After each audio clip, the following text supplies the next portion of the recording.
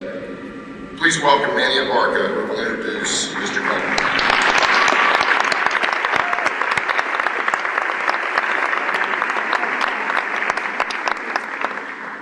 Thank you, Dr. Ambrose, for those kind words. My journey to this stage has been a long and challenging road, but I wouldn't have had it any other way because it has led me here today. Beyond my own motivation and aspirations, my drive is attributed to my family, particularly my grandparents, Manuel and Marge Abarca, and my close mentors, Dr. Bax and Dr. Roberts, who continue to push my limits for my own betterment, and for this I thank them. I wake every morning to a framed picture of former President John F. Kennedy with one of his most famous quotes: "One person can make a difference, and every person should try." I believe this is a motto that both our next speaker and I share. We've heard this evening, or we will hear this evening, of the many honors and accolades President Clinton has achieved, but I want to speak for a minute on my own personal interest in his achievements and passions.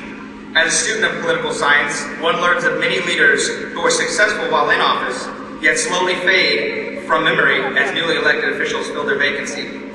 Maybe that's because few leaders have continued, after leaving office, to work with the kind of tenacity, intelligence, compassion that President Clinton has. Despite the fact that this man has already achieved the greatest accomplishment possible, he feels compelled to continue giving. His willingness to stand up and fight for some of the toughest cause with such courage and strength is truly inspirational. His support of efforts nationally and internationally have brought many issues forth which would have otherwise gone unattended to. One of my favorite initiatives of President Clinton is the foundation of the Clinton Climate Initiative. CCI was established through the William Jefferson Clinton Foundation to create and advance solutions to the core issues driving climate change by focusing on the strategic program areas, including reducing emissions in cities, catalyzing the large-scale supply of clean energy, and working to stop deforestation. His commitment to global sustainability motivates me to push harder and continue with my efforts. His success inspires me when my passions seem to need encouragement. William Jefferson Clinton has served in the highest office of our great country has to offer, and yet his commitment to public service still drives him as he serves in so many capacities internationally. His belief that service is essential to the success of any nation, as well as the responsibility of everyone, is his driving force. In President Clinton's book, Between Hope and History, he speaks of a lesson learned through his presidency that I want to leave you all with. When we are divided, we defeat ourselves. When we work together as a community, America always wins. Let's truly embrace these words of wisdom and make our community, better yet, your community, a better place. With that, it is my honor and great pleasure to introduce the 42nd President of the United States, the Honorable William Jefferson Clinton.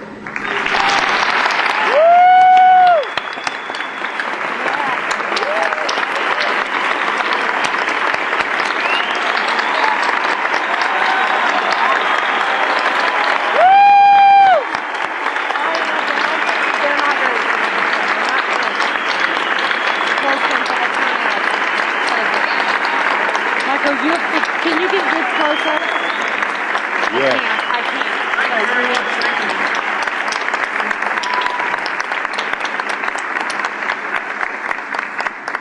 Thank you very much, ladies and gentlemen.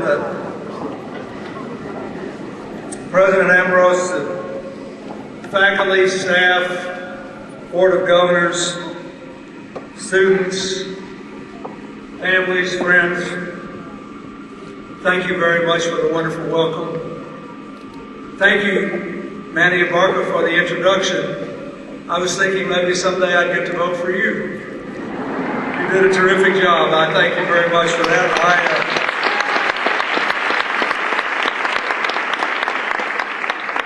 I want to thank Dr. Ambrose and Dr. Betty Roberts and Chris Wellman and another of your students, Amber Flores, for giving me a tour of the administration building and the work you've been doing in energy efficiency, which I'll say more about in a minute. And I want to thank you for mentioning that I am the first president or former president to visit here since Harry Truman. And arguably,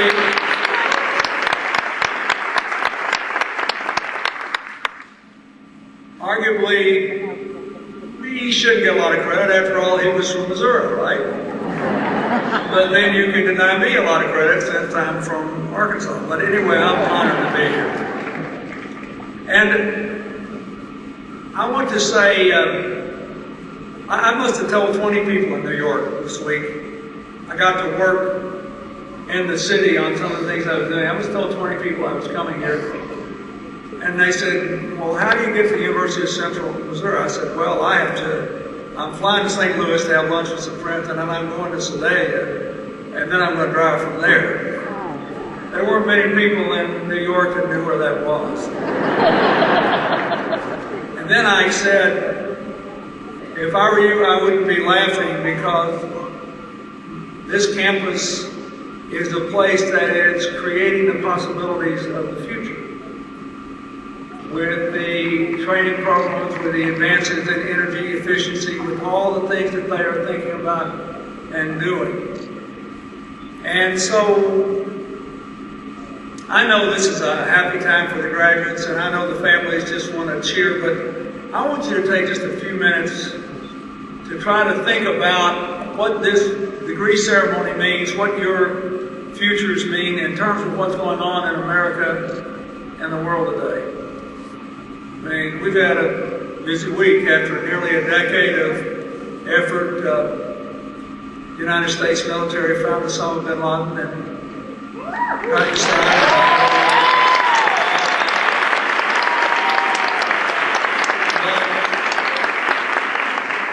And it happened at a time when more and more there's a movement toward democracy in the Muslim world, more and more people renouncing terror and embracing a constructive future, but still people looking for opportunities. We had in New York City just a few months ago a young man who came to the United States, got 2 university degrees, married a young woman from the Middle East or from Pakistan with a university degree, and then, like a lot of people in this terrible economy, he lost his home, he lost his job, he went back to Pakistan, learned how to make a bomb, and came back and tried to set one off in Times Square in New York City.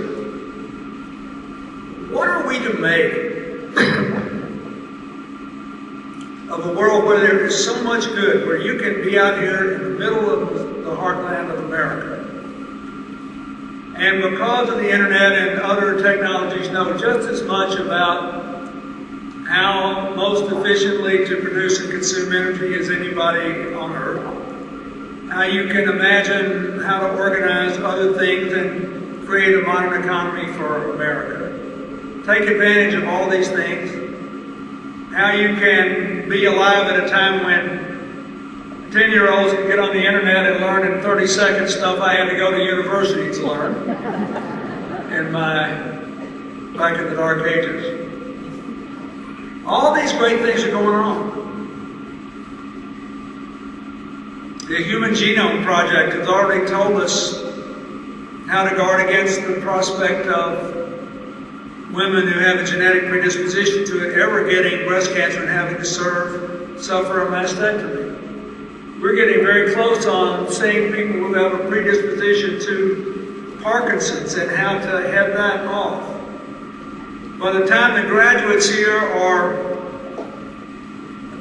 old enough to have children in elementary school, except for the older graduates, you'll probably be able to go in to take an annual physical exam just by standing in a tube and having it scan you up and down. And because of nanotechnology, you may be able to find tumors that are presently undetectable, so that almost 100% of malignancies will be manageable and you can recover from it. It's an amazing time. But even though we felt pride in what happened this week, and for those of us who live in and around New York and remember that awful day of 9/11, 2001, a certain grim understanding that what happened had to come to pass, it still is frustrating to see so many apparently contradictory things going on. We can learn all this stuff about the economy, but why are we having such a terrible time getting out of this mess we're in? Even before the financial meltdown in 2008, the economy only produced 2.5 million jobs in this decade. There were real problems there. How are you supposed to make sense of all this stuff that's going on? And what does your degree have to do with it, no matter what it comes, in what area it comes?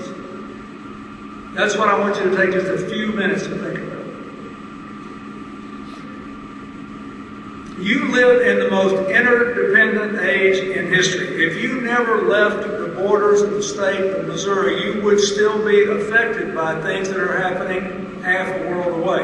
You've got how much land flooded out now in the southern part of this state? And I don't know, those of you of a certain age remember that in 1994 we had a huge flood on the Mississippi River, and we were told, that it was a 500-year flood. We wouldn't have another one like it for 500 years, and all I had to do to protect people was to move people, and we moved whole communities in 1994 beyond the 100-year floodplain, and we'd all be fine. Guess what? We turned out not to all be fine in Missouri. All these unbelievable things are happening in the climate as it changes. What does all this mean? It means that even if you never leave the borders of Missouri, what you do here will affect people half a world away, and what they do will affect you. It means that the walls that we used to call borders look a lot more like nets than walls today. We live in an interdependent age where we cannot escape each other. Interdependence can be good or bad or both. Human nature being what it is, interdependence is both. It's good and it's bad. For example, the fact that we live in a borderless world enables you to find out things on the internet in a hurry, to move around the world at lightning speed and get information. It also facilitates terrorists in the transfer of technology and money. The fact that we can travel means that people who never, as parents or grandparents, never could have dreamed going half a world away can go. It also means people you wouldn't dream of letting you get very close to you can come. It's a part of the world we live in. So, no matter what your training is, if you want to make the most of your life, you have to face this interdependent world with its positives and its negatives. And you have to ask yourself some simple questions. Question number 1. What would I like the world to look like when my children are my age? Or in my case, when my grandchildren are my daughter's age? I know what the answer is for me. I would like them to live in a world where opportunity is equally shared and where we share the responsibilities as well as the blessings of the earth. Where we celebrate our differences, our religious, racial, ethnic, and all other differences, but we think our common humanity matters more. That's the world I'd like to live in. That's the world I like for my children and the grandchildren I hope to have. That's what I want. You got to be able to answer that question. Then once you answer it, you have to say, well, how would you build that kind of world? My answer is, to build a world of shared opportunities and responsibilities, you have to build up the positive and reduce the negative forces of our interdependence. That's what I spend my life trying to do. It's what I tried to do when I was president, what I try to do now. That brings me to the next question. What are the most important negative forces of interdependence? You know what the positive ones are. You wouldn't be in these chairs if you didn't. The world's a wonderful place, but it has 3 huge problems. Number 1, it's highly unstable. That means we worry about terrorism attacks from people who don't live here but can come here. It means that a financial crisis we started in America could spread instantaneously to the United Kingdom, to Ireland, to Iceland, and then all over the world. Now, not all instability is bad. If there's no play in the system, if there's no uncertainty, then we all are kind of deadened and creativity is driven out. But if there's too much, people just can't live with it. There's just too much worry, too much anxiety. So we have to reduce the instability in the modern world. There's too much inequality in the modern world, within and among countries. I spend most of my time working in really poor places. Before the earthquake in Haiti, 2/3 of the people lived on less than $2 a day.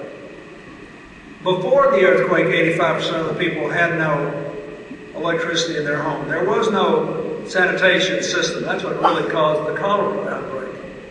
There was no sanitation system.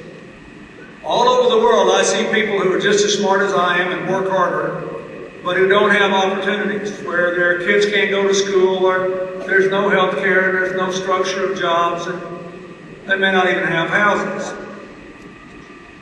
So there's inequality there. Then within countries, we have it. Except for my second term, of all the wealthy countries on earth, the United States has had the biggest increase in income inequality since 1981 of any country on earth, of any wealthy country. I think it's because we've embraced some bad ideas. We've gone from being a country that believes that companies should be run for all the stakeholders, the customers, the employees, the communities, and the shareholders, to believing that only the shareholders matter. That doesn't give you a very good result. And pretty soon you wind up with the financial meltdown we had on Wall Street. We also have spent too much time arguing that the government is always the problem and would mess up a two-car parade. When the only successful countries in this interdependent world, the really successful ones, have both a strong private economy and an effective government.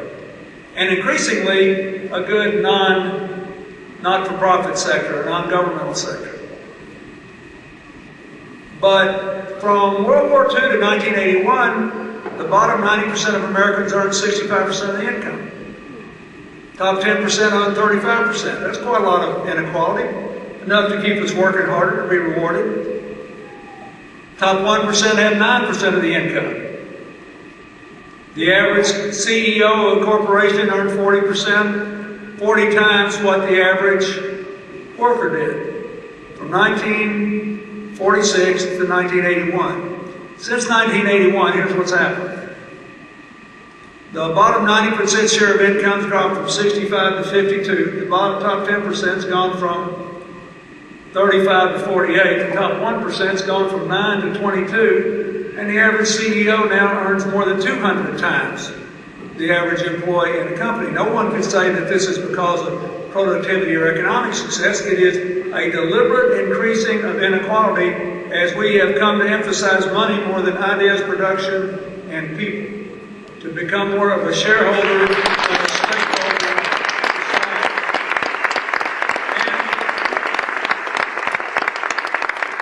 I say this is not a Republican or a Democratic argument. It's a new radicalism that I never saw before. In 1987, Sam Walton, then the richest man in America, and an Arkansan, and a Republican who I don't think ever voted for me. Although I don't think his wife ever voted against me, so they canceled each other out. But anyway, Sam and I were working on an education thing, and he was in my office in 1987 when the stock market collapsed. So he went out and called New York. I said, "How much money did you lose today?" He said, "Just me, my family, and I." I said, "Yeah." He said, $1 billion. Now, in 1987, $1 billion was real money. Why do I tell you this? I said, "How do you feel?" He said, "Let me tell you something." He said, "Tomorrow morning I'm going to get up and get in my airplane." Now, Sam Walton's airplane was a Cessna single engine or a Piper Cub, I can't remember which, that he flew. He said, I'm going to fly over to West Tennessee to the newest store, and I'm going to buzz the parking lot. And if there are pickups in the parking lot, I don't give a rip what the stock price is. I'm in this for the long haul for my company. Now, you don't hear people say that today. Give you another example. We have in Northeast Arkansas, near Missouri, we had a company that I recruited called Nucor, founded by another Republican from North Carolina named Ken Iverson. Nucor paid a weekly bonus. Their average wage was about half what the steel workers normally made. They made steel from recycled materials. But they paid a weekly bonus, and they gave every employee in the mid-'80s $1,500 a child for every child they had in college. That'd be like $4,000 a day, okay? Everyone. There was a guy in South Carolina that sent 8 kids to college working for Nucor. So in 1 year in the 80s, Nucor lost money because all manufacturing lost money in America. I still have a copy in my personal files of a letter that Ken Iverson, who has now passed away, but I don't believe he voted for me when I ran for president. He was a good Republican.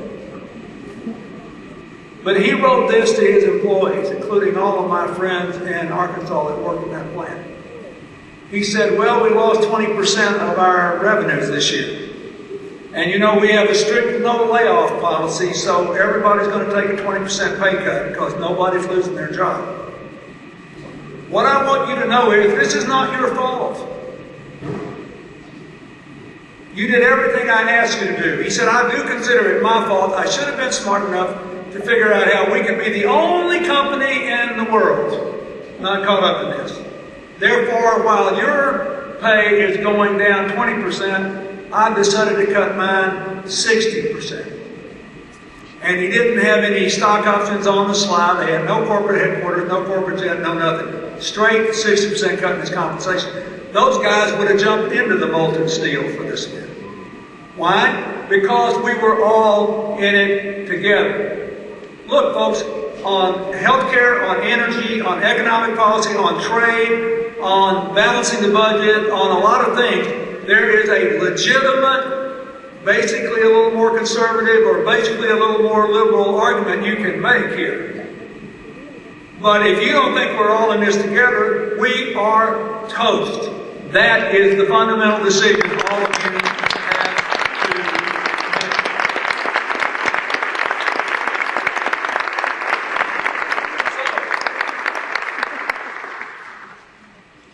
If you ask me a question about anything, and I want all of you to think about it, what's your position on X, Y, or Z? I will immediately ask myself, will this make the world less unequal and less unstable? Well, I'm for it.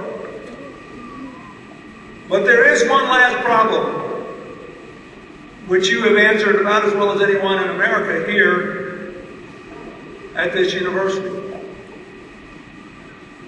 The model that has taken us this far is also not sustainable because of the way we produce and consume energy. Global warming is real. Above the Arctic Circle this year, all the plants bloom 15 days early. Soon you'll be able to take a ship across the North Pole in the summertime. That's the good news. The bad news is when that happens, the ice on top of Greenland will start to melt like crazy, and if it all flows into the North Sea, that's 8% of all the fresh water on Earth. It could block the Gulf Stream and make Northern Europe and Northern Canada so cold they won't be inhabitable in the wintertime, and those are some of the most powerful economies on Earth. And there are lots of other things that are happening. You go down to Australia, there's a huge liberal conservative debate in Australia on climate change, but it's not about whether it's real or not. It's about what to do about it. Because they know it's real, they're getting killed by it. So, the final thing I say is, most people for most of the last 20 years in America have said, okay, this is either not real or it is real, but alas, we can't do anything about it because the only way for a country to be rich and get richer is to burn more stuff and put more greenhouse gases into the atmosphere. And if you get a university degree, one of the things you're supposed to do with it is to be able to think about new things and take information and process it and then share it with your family and friends and communities. I believe that changing the way we produce and consume energy is the single most significant thing we could do to put America back to work again, to create new jobs, to create new businesses, to create new technologies, to bring manufacturing back to America, to get us going again. That's what I believe. And I believe that based on work that I have been doing all over the world. We're trying to close landfills in Mexico City, in Lagos, Nigeria, and New Delhi, India. We're trying to convert public transportation units to clean natural gas buses in Lima and Sao Paulo. We're trying to retrofit hundreds of schools in South America and Europe. We're trying to reforest massive acreage in Africa and South America. I'm trying to take the Caribbean from having the most expensive electric rates in the world to being completely economically self-sufficient. I do this for a living now. That's one of the things my foundation does. And I am telling you, America could go great guns. And I just have this for evidence. I don't know if you remember this because I was president so long ago, but in 1997, Al Gore and I made a deal with a bunch of other countries in Kyoto and Japan to reduce greenhouse gas emissions. And 44 countries signed that agreement and ratified it, and they were 170 countries signed it, but 44 of them were wealthy enough so that they had to actually reduce their greenhouse gas emissions by a fixed amount. The United States did not sign it because the U.S. Senate voted against the Kyoto Agreement 95-0 before I sent it to them. Only time I ever lost a bill in Congress before I sent it to them. Because they thought it was a terrible plot to bring America to an end. But these other countries did. Now here's the interesting thing. They had until 2012 to meet these targets, 44 countries. Only 4 countries, here we are in 2011, are for sure going to meet these targets. Germany, Denmark, Sweden, and the UK, the United Kingdom. In the last decade, they have all been led by both center-right and center-left political parties, that is, their equivalent of Republicans and Democrats. And they have chosen different ways to reduce their emissions. But here's what you need to know. Before the financial meltdown in 2008, all 4 of these countries had lower unemployment rates than the United States, faster job growth rate, faster business growth rate, and less income inequality than we did because they changed the way they produced and consumed energy. So you tell people, come to the University of Central Missouri and look what they did to retrofit their buildings. Ask them how many people got jobs out of it. Ask them about the new training programs that came out of it. Ask them what they have learned about using energy more efficiently that will help America to come back. That's a big part of building a future of shared opportunities, and it's right here on your campus. You should feel very, very proud.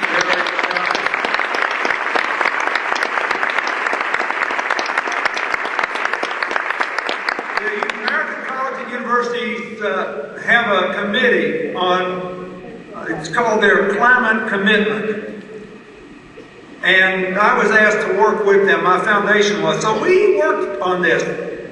Dr. Roberts was calling the names of the young people who work at the Clinton Climate Initiative who were working with you on this. And it's been a real honor. But when the economic crisis hit in 2008, the only 2 colleges in the whole country that were working on this that decided to stay the course and not delay were a little college called Lee College in Houston, Texas, and the University of Central Missouri. You said, I don't think I would wait. I think it's still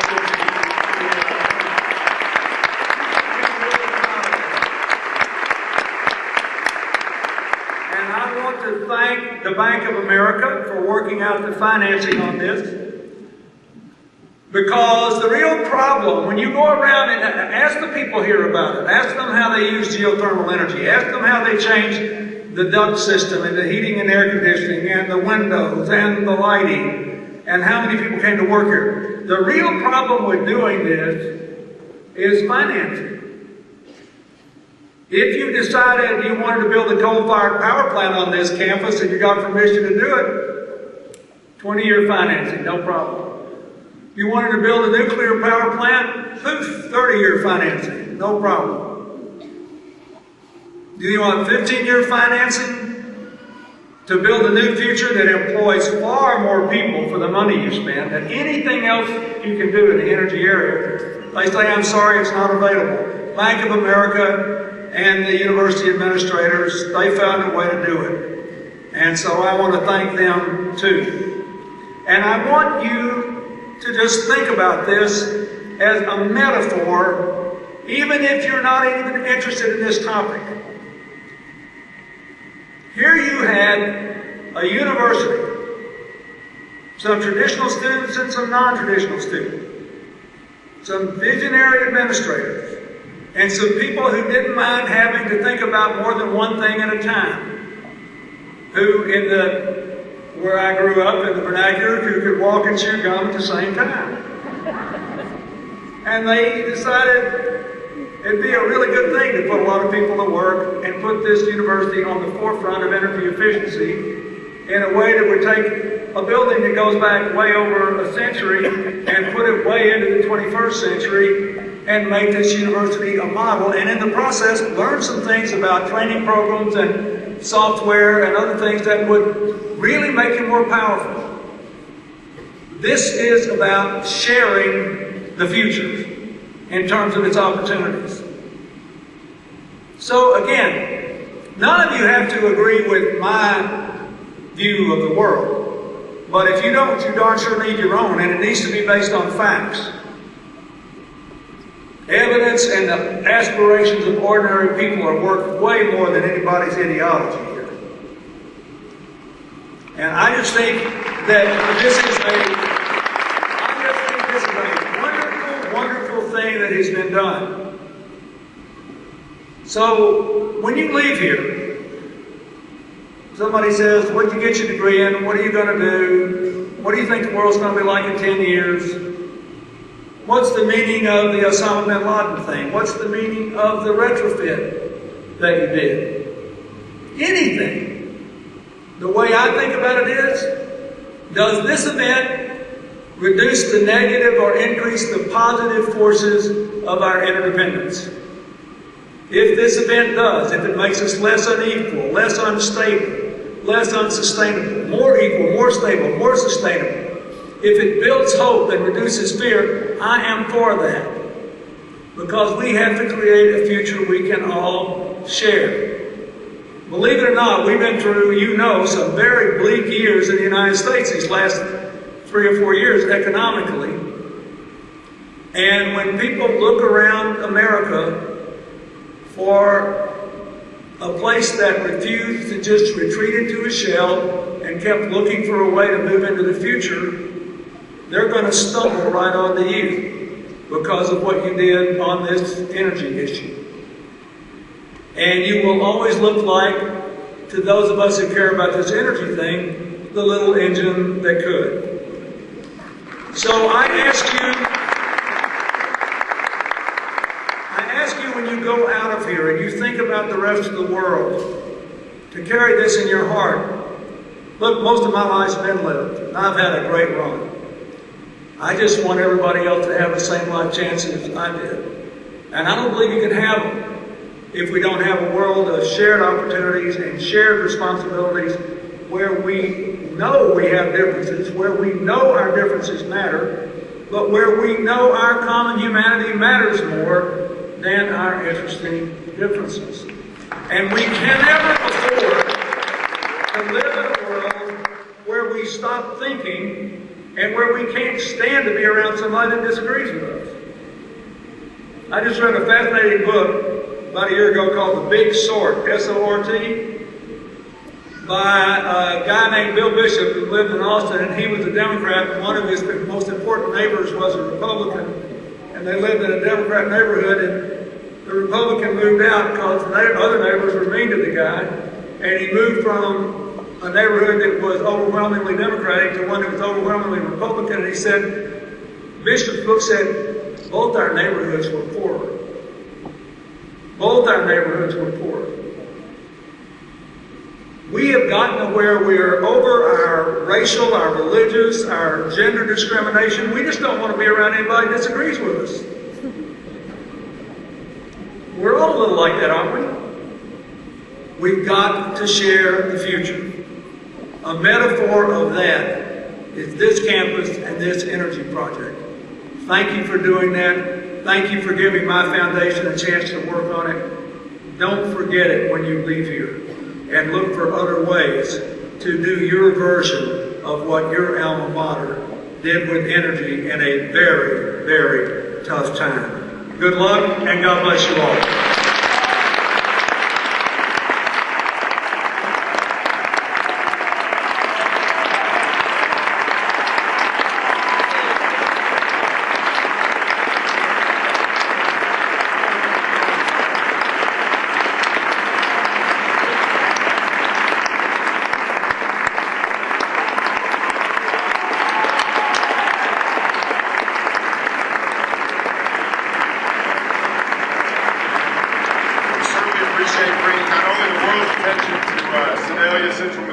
Warrensburg, but our responsibility in the world and that shared sense of leadership. This evening, the University of Central Missouri is privileged to confer an honorary doctorate degree upon William Jefferson Clinton. The purpose of an honorary degree is to bestow the university's highest honor upon individuals who have distinguished themselves through outstanding service in their field. The University of Central Missouri, as a community of scholars, has chosen this occasion to focus deserved attention upon Mr. William Clinton for his exemplary achievements. There is a citation and an honorary degree that we want to share, and it begins with a quote. Success in life has nothing to do with what you gain in life or accomplish for yourself, but it's what you do for others. In the spirit of these words, William Jefferson Clinton has touched many lives worldwide through his commitment to public service, education, and philanthropy. By his actions, he has truly set an example for others to follow. Mr. Clinton was the first U.S. Democratic president in 6 decades to be elected twice, first in 1992 and then in 1996.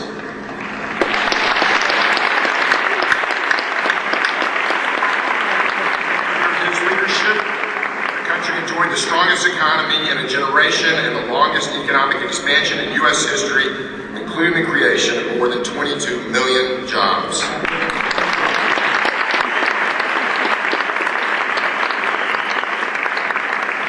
Leaving the White House, he established the William J. Clinton Foundation with the mission to strengthen the capacity of the people in the U.S.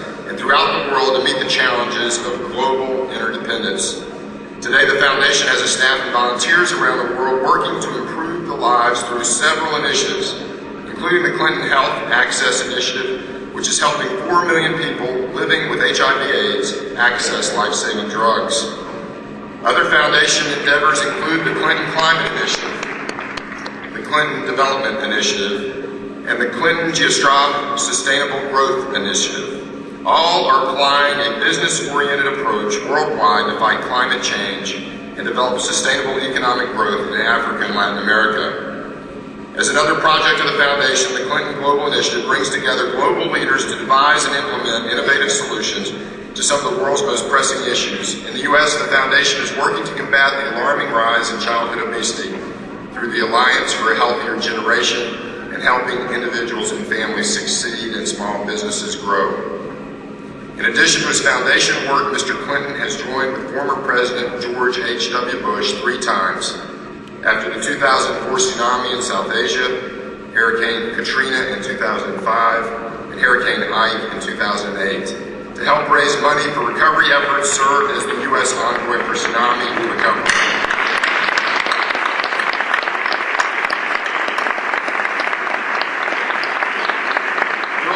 Long-standing commitment to Haiti as president and through his foundation, Mr. Clinton was named UN Special Envoy for Haiti in 2009 to assist the government and the people of Haiti as they build back better after a series of hurricanes battered the country in 2008. Following this devastating earthquake, Mr. Clinton dedicated Clinton Foundation resources to help with immediate and long-term relief assistance, and at the request of President Obama, joined with former President George W. Bush to establish the Clinton-Bush Haiti Fund, which supports highly effective organizations on the ground in long-term rebuilding efforts. In recognition of these outstanding contributions, he has made to public service, education, and to philanthropic endeavors that have benefited people across the globe. The University of Central Missouri proudly confers its highest honor, the degree Doctor of Humane Letters, upon William Jefferson Clinton. I'm going to ask the President before he comes to join me. President Clinton, by the virtue of the authority vested in me by the University of Central Missouri Board of Governors, I hereby confer upon you the degree Doctor of Humane Letters, with all the rights, privileges, and responsibilities thereunto appertaining. The diploma you receive at our hands are evidence of your high attainment and the respect and affection of all of us at the University of Central Missouri. Congratulations.